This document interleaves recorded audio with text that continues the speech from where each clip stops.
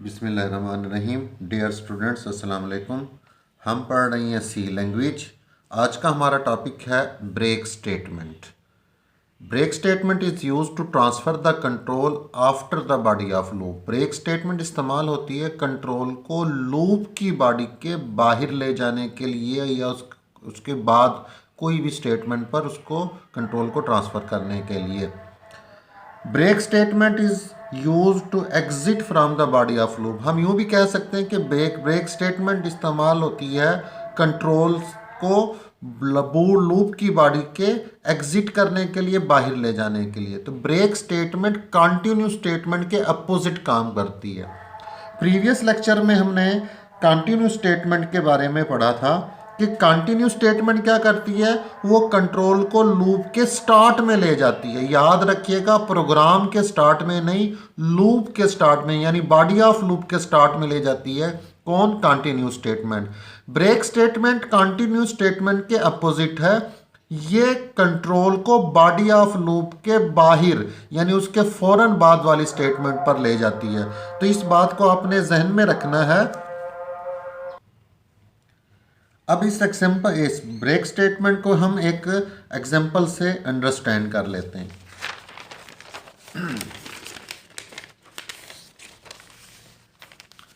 आप इसको देखेंगे,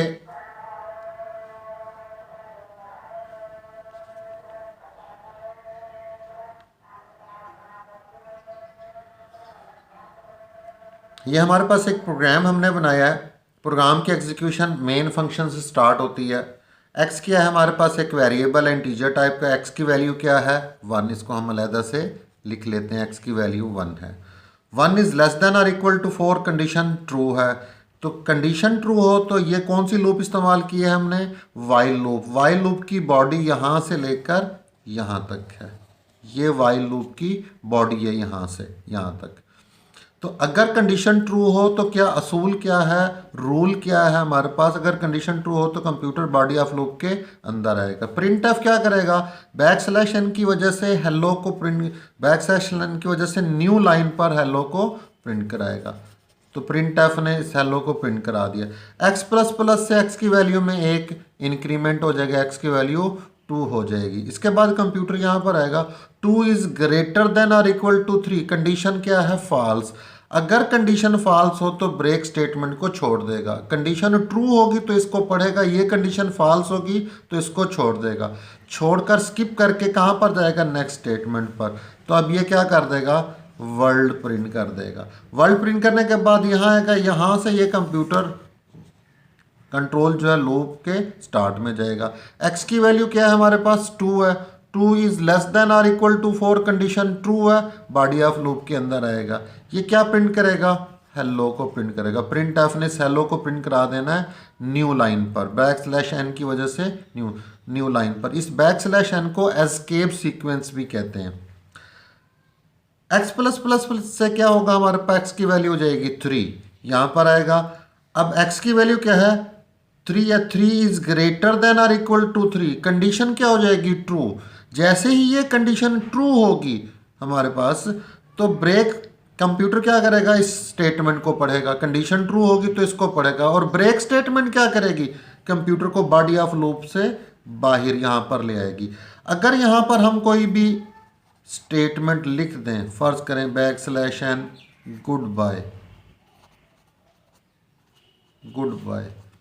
अब क्या होगा कि ब्रेक स्टेटमेंट को कंप्यूटर ने जैसे ही पढ़ा तो वो लूप की बॉडी को छोड़कर क्या आ गया? फौरन बाद बाहर आ गया, स्टेटमेंट पे आ गया।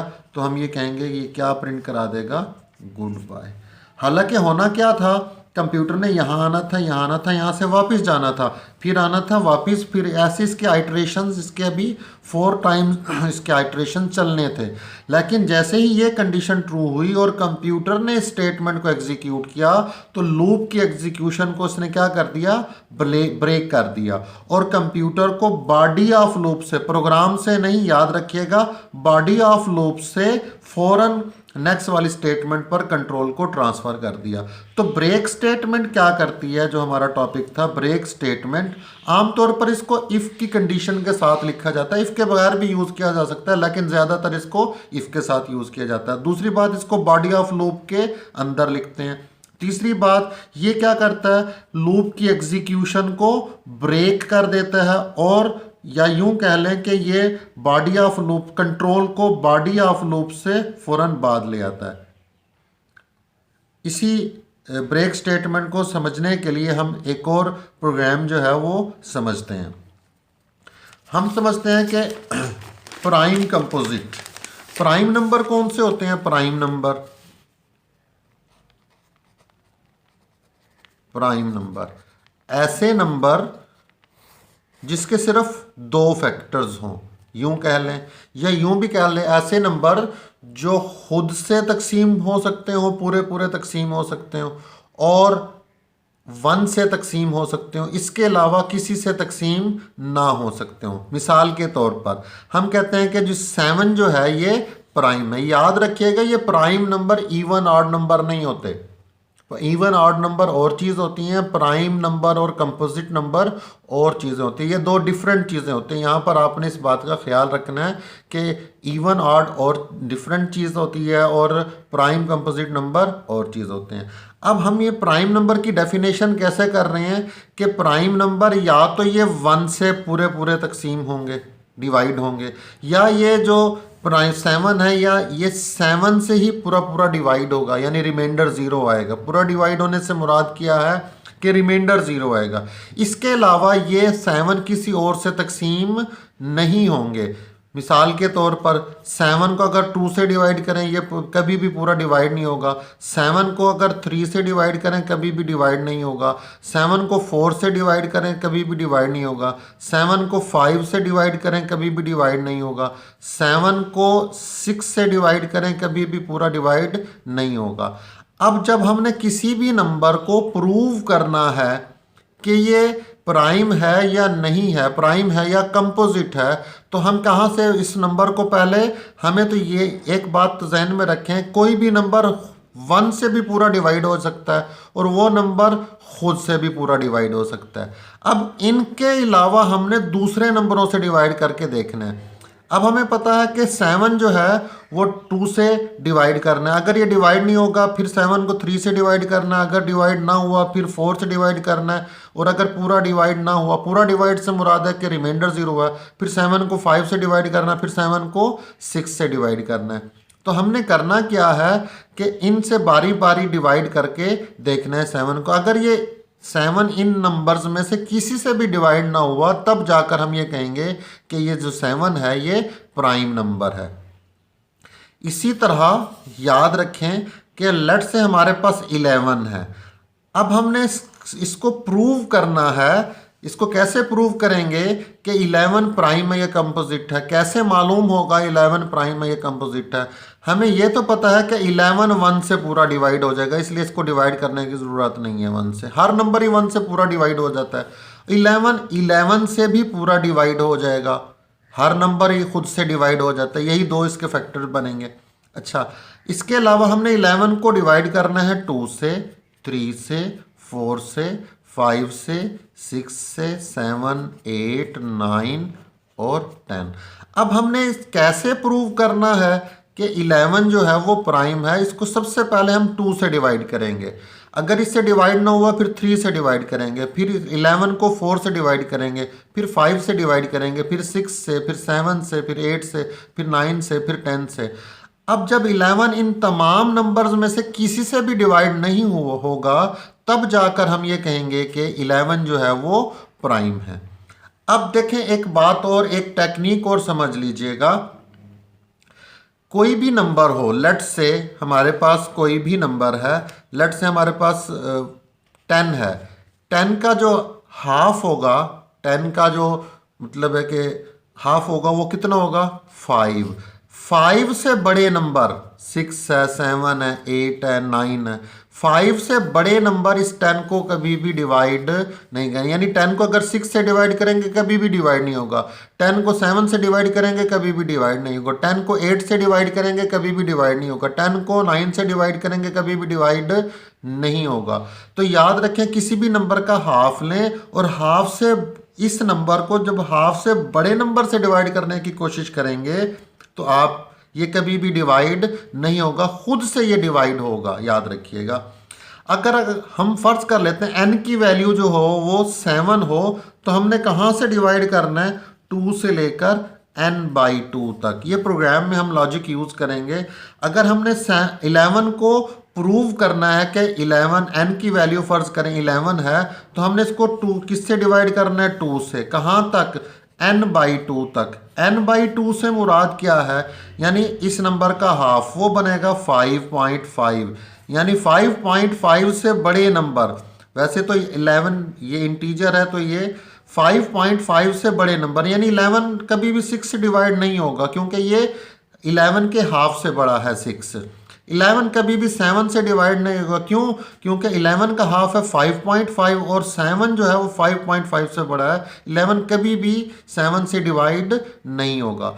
तो हमने 11 को अगर प्रूव करना है कि ये प्राइम है, तो हम इसे 2 से 3 से 4 से और 5 से डिवाइड करके देखेंगे।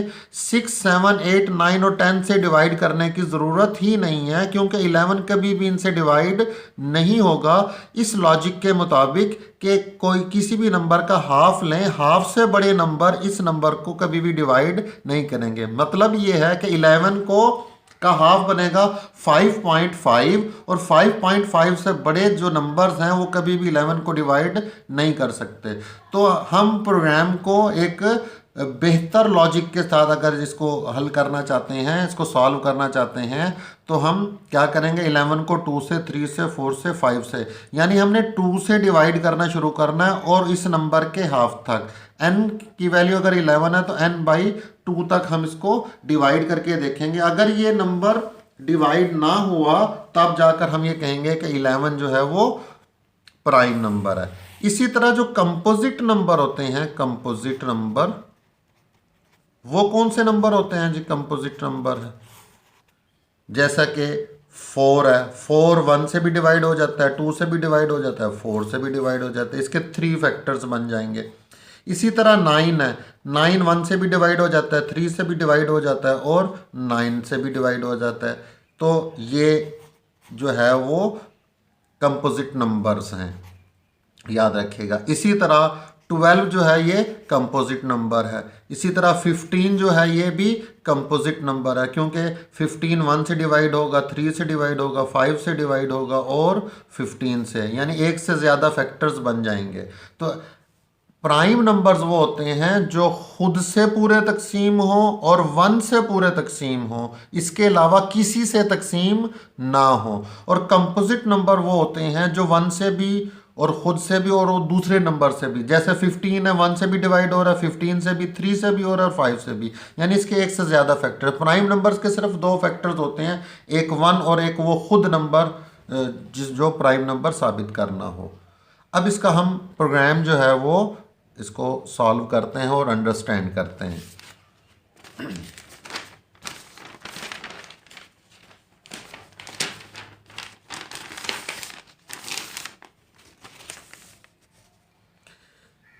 ये एक प्रोग्राम हम बना रहे हैं सी लैंग्वेज में और इसको अंडरस्टैंड करेंगे। वाइड मेन यहाँ पर फिर मैं आपको बता दूँ, prime composite number is quite different thing and even odd number are quite different thing. Even number होते हैं 2 है, 4 है, 6 है, 8 है, 10 है, ठीक है, जिनका 2 से डिवाइड किया जाए और रिमाइंडर 0 आए, वो इवन नंबर्स होते हैं। और ऑड नंबर जिन्हें 2 से डिवाइड किया जाए और रिमाइंडर 1 आए, रिमाइंडर से मुराद बाकी एक बचे, तो वो ऑड नंबर्स होते हैं, जैसे 1 है, 3 है, 5 है, 7 है। तो प्राइम कंपोजिट नंबर जो है वो इवन ऑड नंबर से डिफरेंट चीज़ें होती हैं। अक्सर स्टूडेंट यहाँ पर कंफ्यूज हो जाते हैं, वो समझते हैं कि शायद ये सेम चीज़ें हैं, जबकि ये डिफरेंट चीज़ें हैं। अब हमारे प्रोग्राम की एग्जीक्यूशन किससे स्टार्ट होती है, मेन फंक्शन स्टार्ट होते हैं। कंप्यूटर यहाँ पर आएगा इंट n, a और f, ठीक है, हमारे पास क्या है, ये तीन वेरिएबल्स हैं, n है, a है और f है। ये किस टाइप के वेरिएबल है, इंटीजर टाइप के। प्रिंट एफ एंटर नंबर, इस लाइन से क्या होगा, स्क्रीन पर प्रिंट हो जाएगा क्या, एंटर नंबर, ऐसे एंटर नंबर। नंबर एंटर नहीं होगा, जिस सिर्फ स्क्रीन पर ये मैसेज प्रिंट होगा, क्योंकि प्रिंट एफ एक ऐसा आउटपुट फंक्शन है, प्रिंट करने वाला फंक्शन है, जो कुछ इसके अंदर डबल कोटेशन मार्क में लिखा होता है उसको ये स्क्रीन पर प्रिंट करा देता है। अब इसके बाद यहाँ पर आएगा स्कैन एफ, क्या करता है, ये एक इनपुट फंक्शन है, ये रन टाइम पर, जब कंप्यूटर पर आप प्रोग्राम को रन करते हैं, एक होता है प्रोग्राम को लिखना, एक होता है सेव करना, एक होता है कंपाइल करना, एक होता है रन करना, एग्जीक्यूट करना। तो स्कैन एफ क्या करता है, रन टाइम पर कंप्यूटर से या यूज़र से एक वैल्यू लेगा और वो वैल्यू जो है वो स्कैन एफ में आएगी, स्कैन एफ देगा n को। सपोज हमने वैल्यू एंटर कर दी, फर्ज कर लेते हैं 7, हमने 7 लिखकर एंटर किया, वो किस में जाएगा, स्कैन एफ में। स्कैन एफ किसको देगा, n को। तो n की वैल्यू हमारे पास कितनी हो जाएगी, याद रखें 7 हो जाएगी। अब हमने क्या किया, एक नंबर को एंटर किया, कौन सा नंबर एंटर किया, 7। अब हमने प्रूव ये करना है क्या ये 7 प्राइम है या कंपोजिट है, ये मालूम करना है। यानी ये प्रोग्राम किसके बारे में है कि एक नंबर आपने रन टाइम पर एंटर करना है और ये बताना है कि वो नंबर जो है वो प्राइम है या कंपोजिट है। अब f की वैल्यू क्या है, 0, ये हम यहाँ पर लिख लेते हैं, f की वैल्यू जो है वो 0 है। अब ये लूप यहां से